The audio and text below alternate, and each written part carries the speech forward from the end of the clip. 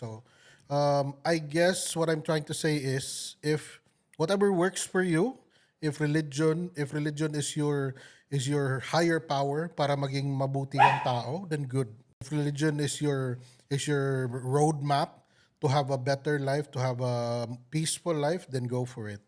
Yun lang. Yeah, wala namang, Wala I'm namang not masama questioning, dun eh. I'm not questioning the gender Hindi, but roles eh. does that answer your question na bakit ang babae medyo naargabyado sa ganung mga sitwasyon? No.